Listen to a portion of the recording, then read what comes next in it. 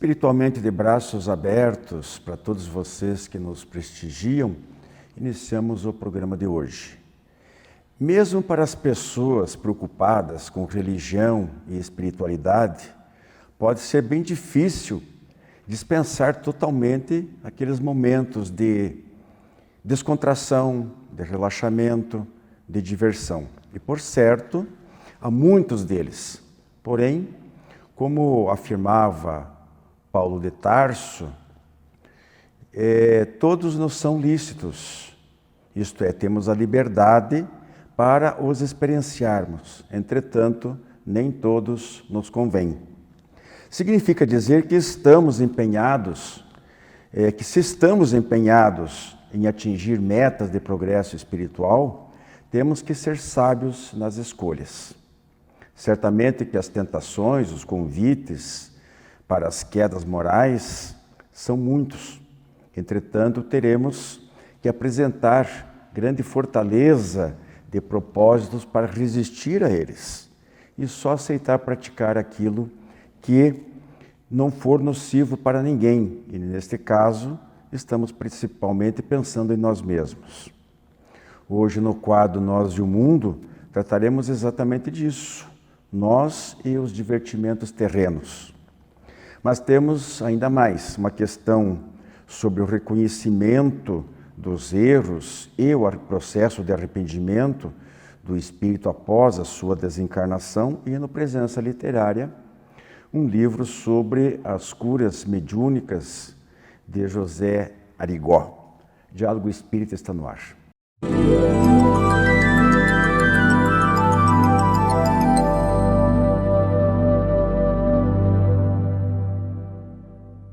Caros telespectadores e internautas que acompanham o programa Diálogo Espírita, hoje, no quadro Nós e o Mundo, trouxemos o tema Nós e os divertimentos terrenos. E quando estávamos traçando o roteiro para aqui discutirmos, nós, que aqui estamos, Maria Ana de Brito Valim, e esta que vos fala, Eudegéria Miranda, nós recorremos e lembramos de uma fala da Maria Ana, ano passado, quando ela nos presenteou com uma palestra intitulada Alegria, falando-nos justamente dessa questão das diversões que nos convidam este mundão de Deus. E pensando nisso, Maria Ana, quando nós falamos dos diversos divertimentos que nós podemos nos quais nós podemos nos colocar, como você vê essa relação do que a doutrina nos traz, nos esclarece e as escolhas que fazemos? É bem interessante quando você traz, as escolhas que fazemos, Nós podemos sim, nós temos o direito de nos divertirmos, de sermos alegres, de sermos felizes. A doutrina espírita em nenhum momento ela fala para nós que nós temos que sair lamentando pelos cantos, que nós temos que levar uma vida nas sombras, do desespero, do sofrimento, já que nós acreditamos na reencarnação, que estamos aqui para reparar, então às vezes passa essa ideia, que nós temos que ser infelizes. Não, nós temos que ser felizes. Só por ter a vida, nós já temos que ter gratidão. Nós podemos ficarmos felizes. Nós temos a luz do sol que nos aquece. Nós temos a água, nós temos o ar, nós temos a natureza toda. E nós temos também a convivência com os nossos entes queridos, com os nossos familiares, com nossos amigos, com as pessoas que estão ao nosso redor. Então, a felicidade que nós temos aqui na Terra, ela é passageira, ela é relativa. Cada um de nós sentimos a felicidade de um jeito. Depende muito do nosso entendimento sobre o que seja se divertir, ou estar se divertindo. Depende muito da nossa maturidade intelectual, emocional, moral, não é, Mariana? Sim, porque nós podemos sim ir assistir um show de música, né? Isso não é nos proibido isso. Nós podemos sim, mas vai chegar lá, vai ter um tumulto muito grande, mas qual é a ideia que eu tenho? Como que eu estou? Como é a minha maturidade? Eu vou para me divertir, para prestigiar aquela arte, ou eu já saio de casa de má intenção, pensando em fazer uma confusão ali? Então, nós podemos ser felizes nas mínimas coisas, né? Só de me olhar no espelho, eu posso me sentir feliz. Não é verdade? Porque quando eu vejo a minha imagem, a nossa imagem, nós somos gratos a Deus porque nós existimos, né? Então, isso é uma felicidade. E a felicidade também está nas pequenas coisas, nos pequenos momentos. O que você falou, Mariana, da intenção. Qual a nossa intenção em tudo que nós nos propusermos a fazer, nos diversos tipos de divertimento, vai a nossa intenção. É o que a espiritualidade sempre nos fala. Qual a nossa intenção? Como a Maria Ana falou, ao sairmos de casa, vamos ali para nos congraçarmos ou já vamos com ideias outras? Podemos e devemos nos divertir em todas as circunstâncias, aproveitar os momentos. Podemos estar com aqueles que pensam diferente de nós. Porém, esses convites, como sempre falamos, não é, Mariana? Quais são os convites que nós estamos aceitando? Naquela fala, naquela máxima que sempre repetimos, ser do mundo, né? Estar no mundo, aliás, sem ser deste mundo. Por isso, de estarmos atentos para as ideias que se aproximam de nós, o que nós alimentamos, a forma como nós despertamos no amanhecer. Como você falou, eu gravei isso, Mariana, essa fala de acorde, se olhe no espelho, diga como você está bem, como o dia vai ser maravilhoso, como você é belo ou bela e aproveite as oportunidades. Então, não precisamos ser sisudos, sérios o tempo todo. Podemos aproveitar o que este mundo nos proporciona de melhor, interagindo de forma consciençosa, sendo serenos, nos conduzindo de forma reta, mesmo na diversão. Não é, Mariana? Com certeza, né? Podemos nos divertir com responsabilidade, podemos nos divertir com consciência, fazendo as escolhas como você trouxe, né?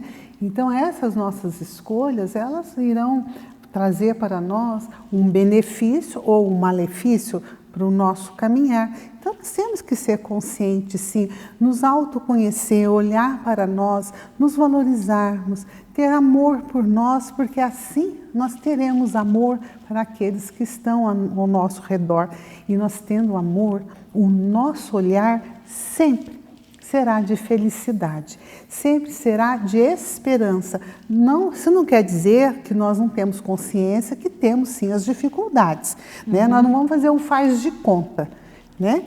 Mas nós, quando olhamos as coisas com mais amor, elas têm um colorido diferente. E essa questão da felicidade, Mariana, para nós nos divertirmos, entendermos que, primeiramente, se conseguimos ser felizes sozinhos, em qualquer ambiente, nós poderemos nos divertir. Qualquer situação, a mais singela que seja, nos traz um momento em que podemos aproveitar e ali trazer a alegria.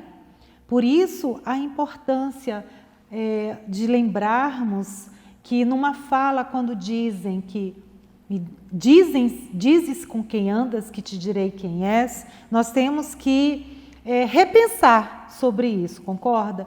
Porque muitas vezes nós estamos em companhias diversas, cada um de nós com seus pensamentos, com os seus ideais, com propostas de vidas outras. Porém, quais são os pensamentos que deixamos aninhar em nós. Aí sim nós poderíamos reformular. Dize-me o que pensas e te direis quem és. Com o nosso pensamento, nós podemos proporcionar diversão saudável em qualquer ambiente terreno. Concorda, Mariana? Com certeza, né? Então, o nosso pensamento é vida. O nosso pensamento vai nos trazer a felicidade, porque vai trazer em nós uma sensação de realização. E lembrando sempre que Deus é amor. E o amor, ele traz o colorido, ele nos enche de esperança. E essa esperança faz com que eu distribua a minha alegria, o meu divertimento aonde quer que estejamos. Então, no nosso lar, vamos começar a sermos mais felizes? Vamos, e vamos nos divertir com as possibilidades terrenas de uma forma solidária, gentil e amorosa, como disse Maria Ana. Uma feliz e iluminada semana para todos nós. Jornal Comunicação Espírita. Na matéria de capa desta edição, a mediunidade na Igreja Católica. No editorial, números e constatações sobre o movimento espírita. Em Trocando em Miúdos, Emmanuel e Luther King. Em livros que eu recomendo, de Hermínio Miranda, Alquimia da Mente. Jornal Comunicação Espírita. Assine e recomende.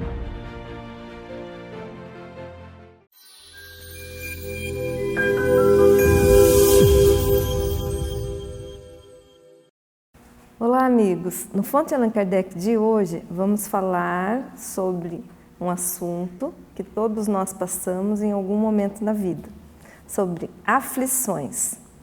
Bem, segundo a psicologia, quando nós estamos em um estado depressivo ou em estados ansiosos, nós tendemos a ter pensamentos mais ansiosos, mais depressivos e, por consequência, sofremos de aflição.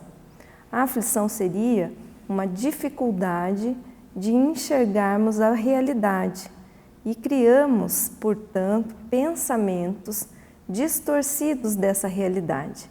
Podemos imaginar uma catástrofe, podemos imaginar que algo muito ruim irá acontecer. Não significa, contudo, que coisas ruins não estejam acontecendo naquele momento com aquela pessoa. Pode ser que ela tenha sofrido uma perda, pode ser que ela tenha passado por uma desilusão amorosa, pode ser que ela tenha perdido o emprego, pode ser que várias coisas estejam acontecendo ao mesmo tempo e isso gera para ela inúmeras aflições. A aflição pode ser traduzida quando ela tenta dormir e não consegue, fica remoendo aqueles pensamentos, fica ligando na cabeça dela coisas, por exemplo, que poderiam acontecer ou que ela deveria ter feito, né? Também está ligada a sentimentos de culpa. Então, o indivíduo se aflige muito. Em estados ansiosos ou estados depressivos, essa aflição pode ser até contínua. É como se ele não conseguisse desligar das dificuldades, dos problemas.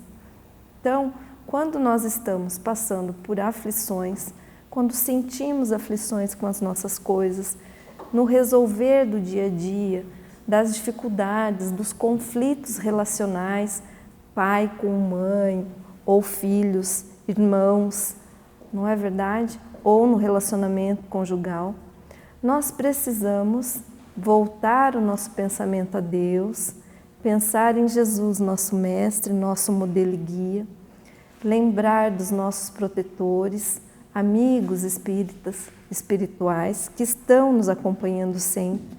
Podem ser familiares que já desencarnaram, pode ser pessoas que têm por nós grande afeição. Elevamos os nossos pensamentos a esses amigos e pedimos ajuda. A oração nos ajuda a nos conectar com Jesus, com Deus. E por meio da oração é que vamos diminuindo esses pensamentos que geram as aflições. Os pensamentos nem sempre são reais, eles são, como falei antes, podem ser distorções da realidade. Embora todos nós estejamos aqui encarnados num mundo de expiações e prova, podemos sim ter momentos de alegria, e essa é a recomendação de Jesus. Jesus, quando ele falava aos seus discípulos, um pouco antes dele ser crucificado, ele preparava os discípulos para esse momento final. Ele disse uma frase que todos nós conhecemos, está lá em João 16, capítulo 33. E ele recomendava aos discípulos as melhores ações a serem tomadas. E ele dizia fortemente que ele voltaria ao Pai. E os discípulos interrogaram e falaram: Jesus, por que você nos fala dessa forma? E ele, para concluir a mensagem, ele diz: estas coisas vos tenho dito para que tenhais paz em mim no mundo. Passais por aflições, mas tende bom ânimo. Eu venci o mundo. Veja que linda essa mensagem. Quando estivermos passando por essas aflições, sejam elas financeiras, amorosas, de conflitos relacionais, interpessoais, ou qualquer outro tipo de aflição, seja por transtornos mentais que passamos às vezes na vida, seja pelos quadros ansiosos ou depressivos, vamos elevar nosso pensamento a Deus e fazer uma oração. Deus sabe o que cada um de nós precisa e precisamos nos conectar com essa energia amorosa no nosso Pai, que nunca nos desampara, e de Jesus, nosso modelo e guia, que trouxe essa frase tão linda. Então, meus amigos, muita paz e vamos nos libertar das aflições. Um abraço a todos.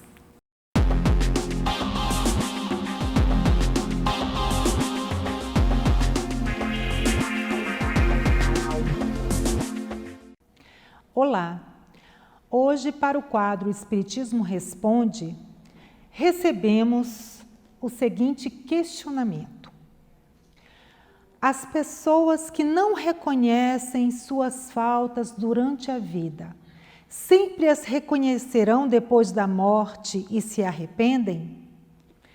Para responder essa indagação, nós recorremos ao Livro dos Espíritos, na questão 994, quando Kardec fez a mesma pergunta para a espiritualidade superior. O homem perverso que não reconheceu suas faltas durante a vida, sempre as reconhece depois da morte?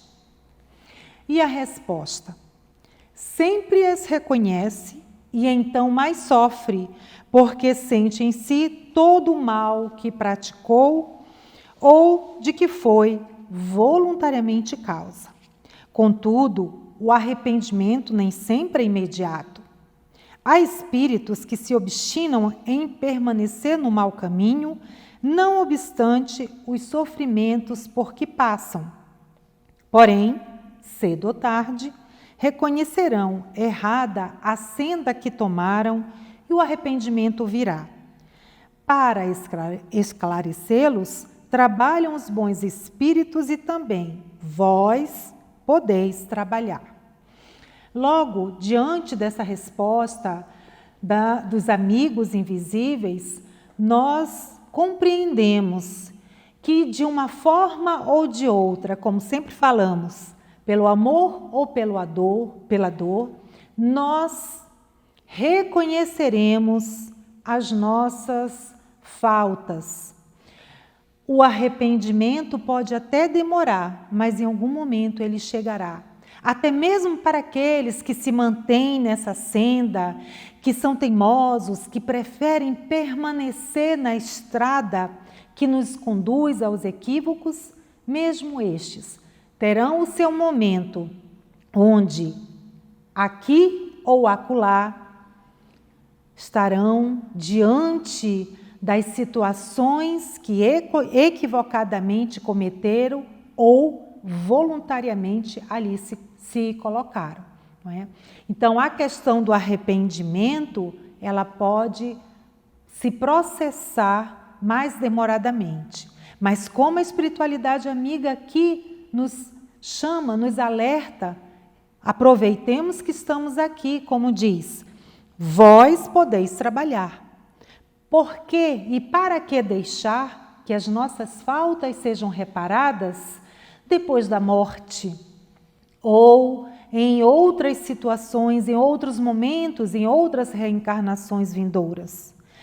Todos nós podemos trabalhar diante das atividades, das nossas falas intempestuosas, das nossas atitudes que provocam o mal-estar tanto para nós quanto para o outro, que nós voltemo-nos para o nosso íntimo buscando essa melhora para que desde agora caminhemos pela senda do bem, para que depois o arrependimento, mesmo que pelo arrependimento, não nos cheguem as consequências dessas faltas. Aproveitemos o aqui e agora, façamos o nosso melhor. Mas diante da pergunta que nos foi feita, sim, sempre reconheceremos as nossas faltas. E isso vai depender de cada um de nós, do nosso amadurecimento moral, para que o arrependimento se instaure de pronto e nós consigamos restabelecermos-nos na senda que nos conduz aos homens de bem. Muita paz e muita luz numa semana extremamente abençoada. Jornal Comunicação Espírita. Na matéria de capa desta edição, a mediunidade na Igreja Católica. No editorial, números e constatações sobre o movimento espírita. Em Trocando em Miúdos, Emmanuel e Luther King. Em livros que eu recomendo, de Hermínio Miranda, Alquimia da Mente. Jornal Comunicação Espírita. Assine e recomende.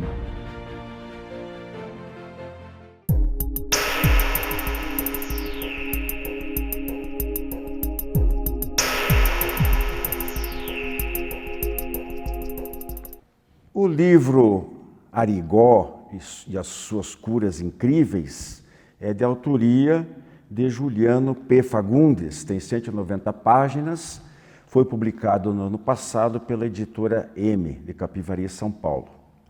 Confesso que eu não tenho muita propensão, muita paciência para os livros biográficos, mas este eu saboreei de começo a fim.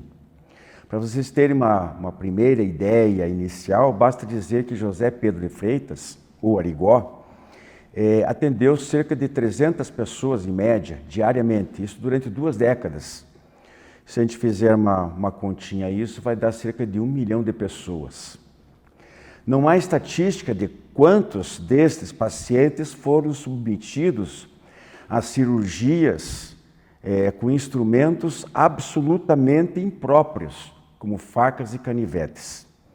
Tudo sem preparatório, sem anestesia, sem asepsia, sem dores e sem sangramento, ou sangramento mínimo.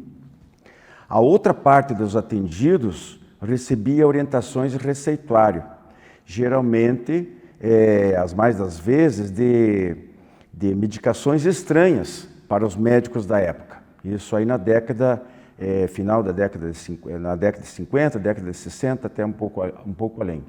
Por quê? Porque além de ele fazer uma mistura muito grande de várias medicações, algumas eram desconhecidas porque já eram muito antigas na época.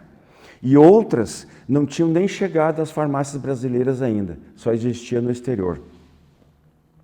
Esses remédios eram distribuídos gratuitamente no próprio local. Aliás, Arigó nunca cobrou 1 centavo sequer de quem quer que seja para fazer os seus atendimentos de curas como ele fazia. Arigó, como era de se esperar, foi muito perseguido, né, pelo clero, pela imprensa e pelos médicos, porque ele incomodava, aquilo eram procedimentos atípicos, inusitados, e muita gente ou acreditava que tudo era charlatanismo, ou achavam que ele estava procedendo contra o exercício clandestino da medicina, né? E, portanto, ele deveria parar com aquilo ali. Foi preso, foi processado, foi condenado à prisão, só que ele contava com a admiração de muitas pessoas importantes que lhe prestavam apoio, que o admiravam, que tentavam ajudá-lo de uma maneira ou outra. Foi o que aconteceu, por exemplo, com o ex-presidente Juscelino Kubitschek, que teve a sua filha, Márcia, operada numa dessas ocasiões de cálculo renal. Também foi o caso de Roberto Carlos, que tinha o filho dele com cegueira e foi curado, embora Arigó tenha alertado que essa cura ela não seria definitiva, seria temporária, provavelmente um problema kármico aí envolvido. Então, de fato, alguns anos mais tarde, o Segundinho, como era conhecido, o filho do cantor, perdeu totalmente a visão, mas para a época, naquela época, temporariamente, ele foi curado. Roberto Carlos ficou muito grato a Arigó, tanto que quando o Arigó morreu, Roberto Carlos fretou um avião, foi até Congonhas do Campo, em Minas Gerais, onde eram feitos os atendimentos, para prestar a sua solidariedade e, inclusive, se manifestando a sua gratidão publicamente. Bem, eram muito comuns as cirurgias de catarata, que duravam menos de 1 minuto. Né? Em outro caso, uma menina de 6 anos foi curada de leucemia, de tal maneira que foi isso tudo documentado com os laudos médicos antes e depois do tratamento a que ela se submeteu lá com Arigó. Na verdade, quem operava não era ele era apenas um médium. Quem operava era o Dr. Fritz, o espírito de um médico alemão, de uma personalidade muito forte, morto na Primeira Guerra Mundial. Arigó foi estudado por inúmeros cientistas brasileiros e do exterior, que vinham principalmente dos Estados Unidos e que enviaram mais de uma vez e que às vezes ficavam semanas acompanhando as cirurgias e daí nasceram muitas pesquisas, muitas reportagens, etc., sobre isso aí. Inclusive um deles foi operado de um tumor benigno no cotovelo. Vocês precisam ler este livro. Ele é espetacular do ponto de vista de demonstrar a realidade dos fenômenos mediúnicos, especificamente os de cura, a capacidade da intervenção dos espíritos no mundo dos chamados vivos, né? De uma maneira, às vezes, até dramática, de uma maneira até assustadora, mas absolutamente real. Okay? Então, fica aí a nossa dica. O livro pode ser pedido diretamente à editora M, de Capivari, São Paulo, ou através do Clube do Livro Espírita de Curitiba, com um detalhe importante. No caso dos livros anunciados aqui no Presença Literária, não há necessidade da pessoa ser sócio do clube. Pode pedir que a gente explica, fazendo o contato através do nosso e-mail, de como será o procedimento. Então, a pessoa não precisa se tornar sócio para adquirir esses livros. A gente faz, digamos assim, uma remessa, um atendimento totalmente especial. Ok? Abraço a todos. Você conhece o Clube do Livro Espírita de Curitiba?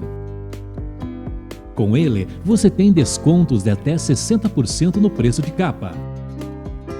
E a cada 2 meses, recebe 1 ou mais livros em seu endereço.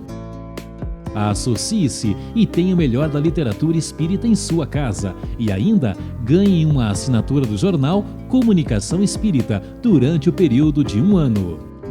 Clube do Livro Espírita de Curitiba. Associe-se e contribua para a manutenção do programa Diálogo Espírita.